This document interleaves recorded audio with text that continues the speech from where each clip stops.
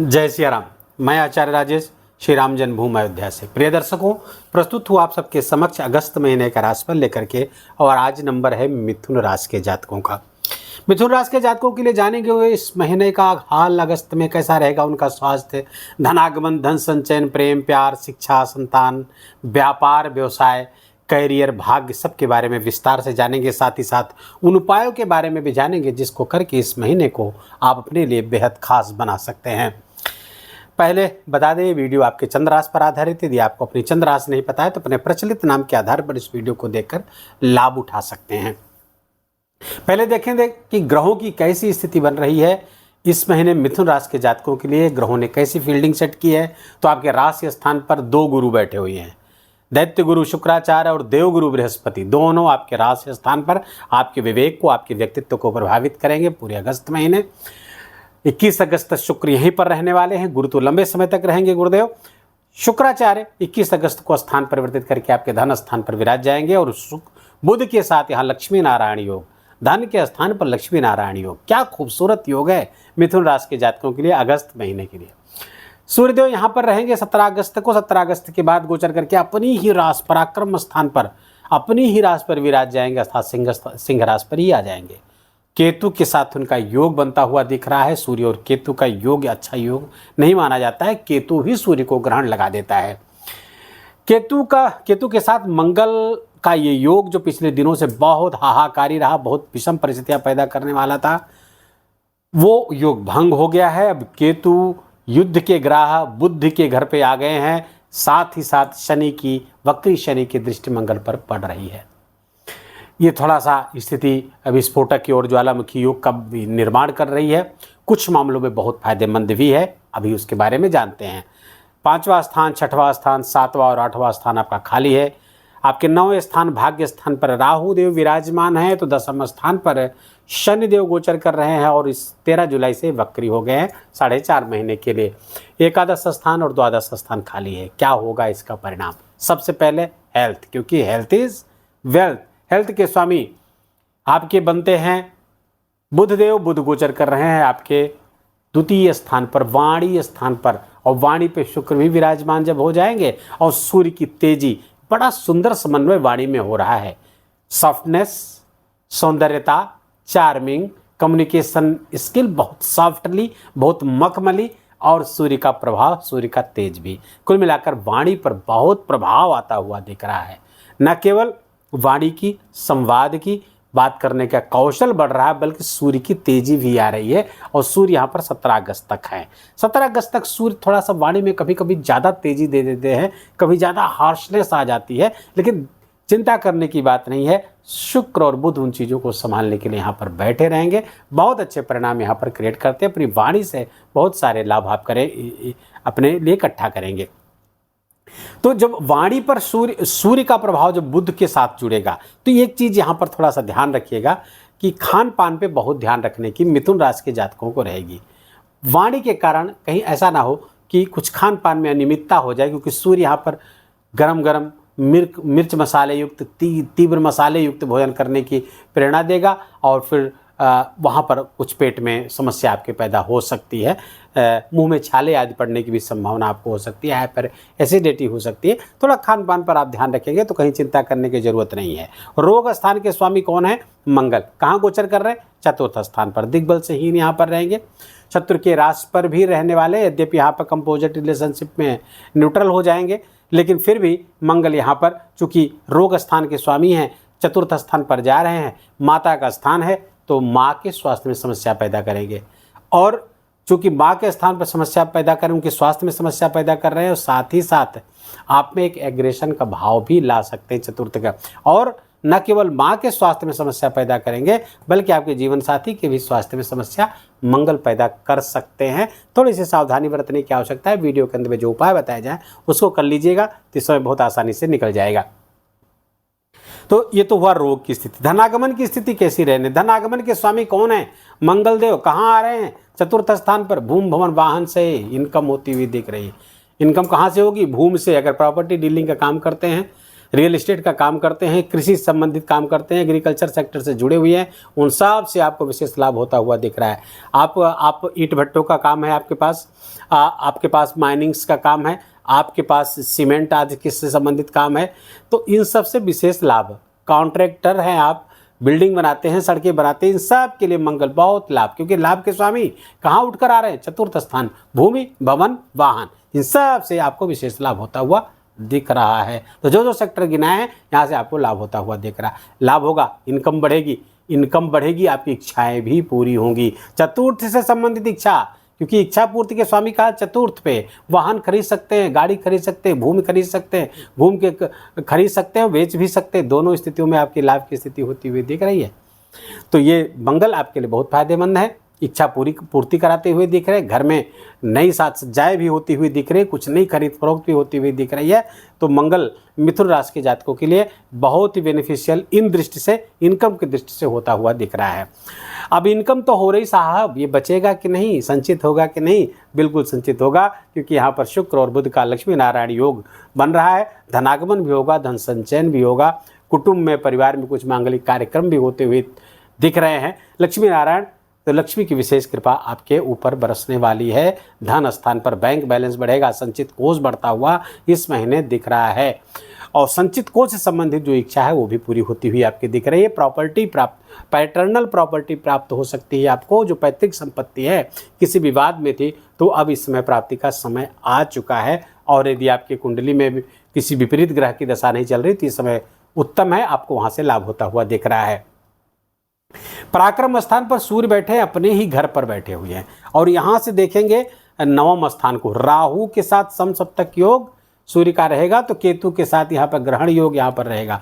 तो राहु का बल, भले वो अपनी राशि पर गोचर कर रहे हैं, केतु और राहु, केतु के साथ युति और राहु की उन पर दृष्टि, थोड़ा सा सूर्य के अंदर, सूर्य की ऊर्जा में कमी, नेगेटिविटी उसमें आ रही है।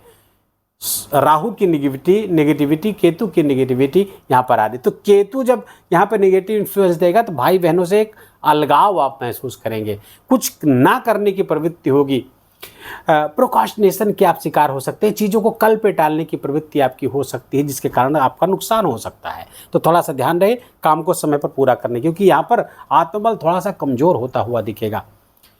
जैसा चाहते हैं वैसा आप कर नहीं पाएंगे, वैसा पराक्रम का प्रदर्शन कर नहीं पाएंगे। वीडियो के अंत में जो उपाय बताया जाए उसको जरूर करिएगा, क्योंकि अपनी ही राशि पर सूर्य बहुत चमत्कार कर सकता था, लेकिन राहु और केतु से दूषित हो गया है सूर्य, तो आत्मबल में थोड़ी कमी होती हुई दिख रही है।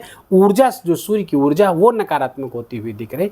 थोड़ा सा ध्यान रहे, अपने भाई बहनों से एक डिटैचमेंट की स्थिति आपकी पैदा करवा सकते हैं। केतु यहाँ पर बैठे हैं, स्पिरिचुअलिटी के लिए तो अच्छा है, लेकिन अन्य कामों के लिए थोड़ा घिसट की चीज़ों, थोड़ा ये काम आगे बढ़ता है, रुक के काम आगे बढ़ता है, और उसका कारण आपका स्वयं, आपके थॉट प्रोसेस स्वयं है। अब चूंकि विवेक बुद्धि लगी हुई धन पर, तो धन कमाने की इच्छा तो जरूर रहेगी, धन वृद्धि हो, धन संचयन हो, धन को संचय करने की इस अगस्त महीने में बहुत ज़बरदस्त आपकी इच्छा रहेगी, लेकिन सूर्य का साथ उसमें जरूरी है। सर्वार्थ चिंतामणि में कहा गया है तृतीय का सूर्य बहुत उत्तम होता है, लेकिन जब दूषित ना हो, तब यहाँ पर राहु और केतु से दूषित हो गया है। उसका जो उपाय बताएंगे वीडियो के अंत में वो करिएगा। शिक्षा संतान की बात करें तो यहाँ के स्वामी द्वितीय स्थान पर गोचर कर रहे हैं, संतान आपके लिए धन कारक हो रही है। संतान बड़ी है, एडल्ट है, नौकरी आदि करती है, वो आपके लिए धन कारक होती हुई यहाँ पर दिख रही है, इसमें कहीं कोई दो राय नहीं है।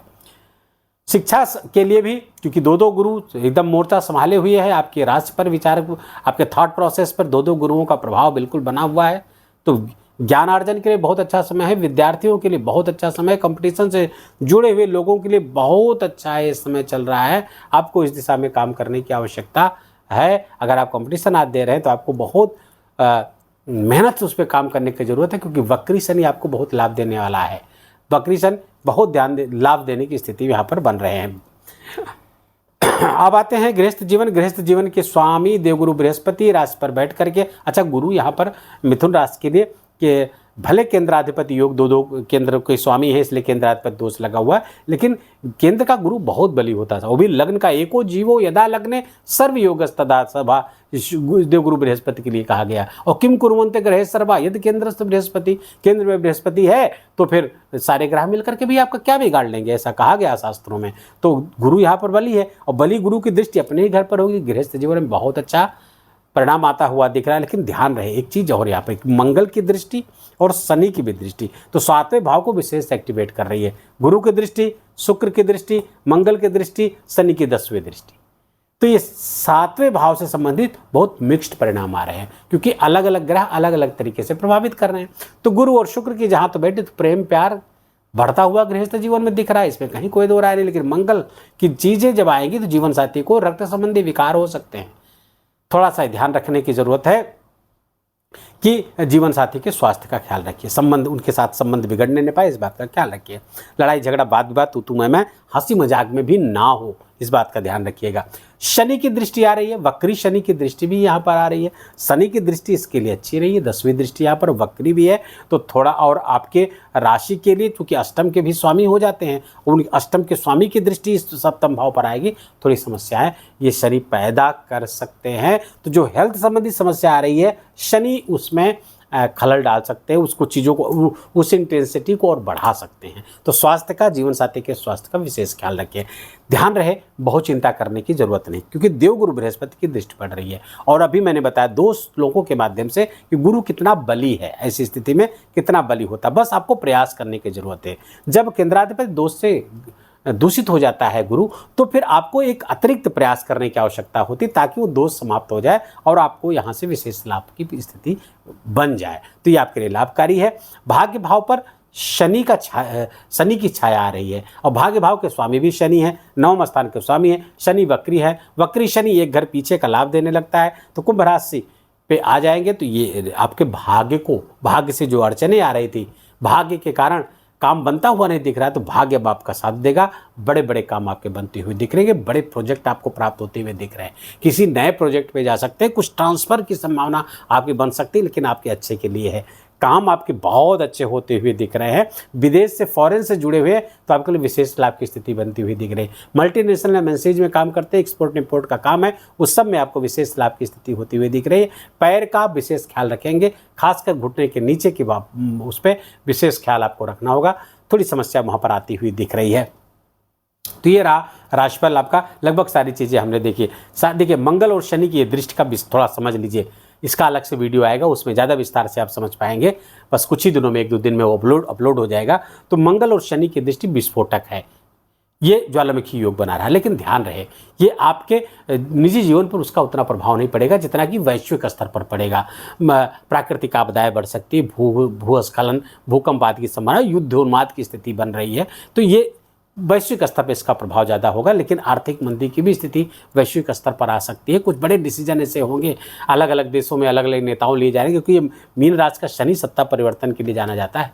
सत्ता के लिए, सत्ता के शीर्ष पर बैठे हुए लोगों के लिए परेशानियों का सबब खड़ा कर देता है ये शनि। इसलिए समस्याएं देखिए लगभग हर देश में कुछ न कुछ बनी हुई हैं। कोई भी देश शांति से इसमें काम नहीं कर पा रहा है। और जब शनि मीन राशि में आते हैं, 30 वर्ष बाद लौटते हैं, समस्याएं खड़ी कर देते हैं। तो ऐसी ये बन रही। बाकी मंगल की 8वीं दृष्टि अपने ही घर पर पड़ेगी, तो ये मंगल आपके लिए लाभकारी है। और लाभ के स्वामी, मैंने इसका विश्लेषण शुरुआत में एक बहुत विस्तार से कर दिया है, तो अतिरिक्त वो रिपीटेशन हो जाएगा उसमें, तो उससे हम बचेंगे। ये वीडियो अनावश्यक रूप से लंबा होगा। अब वीडियो में दूसरे चरण की तरफ बढ़ते हैं। उपाय के पहले भी एक छोटा सा आप जान लीजिए कि क्या व्रत और त्यौहार पड़ रहे हैं। तो एकादशी व्रत हम शामिल करते हैं वीडियो में, क्योंकि एकादशी व्रत का न केवल आध्यात्मिक और धार्मिक लाभ है, बल्कि इसका ज्योतिषीय लाभ बहुत है। चंद्रमा को अच्छा करना हो, चंद्रमा कुंडली में कैसा हो, शनि कैसा हो, कैसा भी हो, गुरु शुक्र या सारे ग्रह, खासकर चंद्रमा और शनि, ये एकादशी व्रत से बहुत संतुलित होते हैं। तो एकादशी व्रत जो लोग करते हैं उनको नोट कर लीजिए। ये पुत्रदा एकादशी 5 अगस्त को है। देखिए ये तिथि आपको पंचांग में भी मिल जाएंगी। इसमें शामिल मैं इसलिए करता हूँ, आपको याद दिला दूँ, हो सकता है कोई प्रेरणा आपके मन में आ जाए एकादशी व्रत करने की, तो आपका कल्याण होता हुआ चला जाएगा, क्योंकि ये महाव्रत है, सबसे बड़ा व्रत है। तो एकादशी व्रत 5 अगस्त को पुत्रदा एकादशी है और 19 अगस्त को जया एकादशी है। एकादशी व्रत अवश्य करिए। 9 अगस्त को रक्षाबंधन है। इस बार रक्षाबंधन की खास विशेषता है कि भद्रा से रहित है। भद्रा एक दिन पूर्व रात में ही समाप्त हो जाएगी। 8 अगस्त की रात में 1:कुछ पर भद्रा समाप्त हो जा रही है। तो अगले दिन 9 अगस्त को रक्षाबंधन है। पूरे दिन आप जब चाहें तब इस प्रेम और प्यार भरा, भाई बहनों के बीच का जो प्यार भरा ये त्यौहार है, इसको आप बहुत उल्लास से मना सकते हैं। तो रक्षाबंधन को आपको अग्रिम बधाई, शुभकामनाएं। श्री कृष्ण जन्माष्टमी महापर्व 16 अगस्त को पड़ रहा है। पद्म पुराण में कहा गया है, श्री कृष्ण जन्माष्टमी का व्रत करने वाले के जीवन में पाप उनके कोष में नहीं रह पाता, अर्थात पाप समाप्त हो जाते हैं। तो पाप समाप्त होने का महत्व केवल इतना है, उसका मतलब केवल इतना है कि पाप करने की प्रवृत्ति समाप्त हो जाती है। हम अपने कर्मों के प्रति बहुत सजग हो जाते हैं। हम कोई पाप जाने अनजाने हम सतर्क इतने रहते हैं कि कोई पाप होने न पाए। तो इसका मतलब ये है, ऐसा नहीं कि जो पाप हो चुका है उसका विनाश हो जाएगा, जो कर चुके हैं उसका तो कर्म आपको, उसका फल तो भोगना ही पड़ेगा। तो कृष्ण जन्माष्टमी का व्रत करें और उत्सव मनाएं। पद्म पुराण में ही ये भी कहा गया है, यदि कृष्ण जन्माष्टमी का उत्सव मनाते हैं तो वर्ष भर घर में उत्सव जैसा माहौल रहता है, मांगलिक कार्यक्रम होते हैं, सब मंगलमय वातावरण बनता हुआ चला जाता है। अब आते हैं उपाय क्या करें। देखिए, सबसे पहले आदित्य हृदय स्तोत्र का पाठ इस समय बहुत आवश्यक है, क्योंकि ऊर्जा, अपने पराक्रम को, अपने आत्मविश्वास को आपको बढ़ाना है। राहु और केतु का जो प्रभाव सूर्य पर पड़ रहा है उससे बचाना है, आत्मविश्वास को बढ़ाना है। तो क्या करना है, सूर्योदय के पहले उठ जाइए, उगते हुए सूर्य का दर्शन करिए, आदित्य हृदय स्तोत्र का पाठ करिए। हनुमान जी की उपासना बहुत अनिवार्य है, क्योंकि मंगल और शनि का सदा समसप्तक योग यहाँ पर बनता हुआ दिख रहा है और ये मंगल और शनि परेशानियाँ पैदा करने वाले हैं।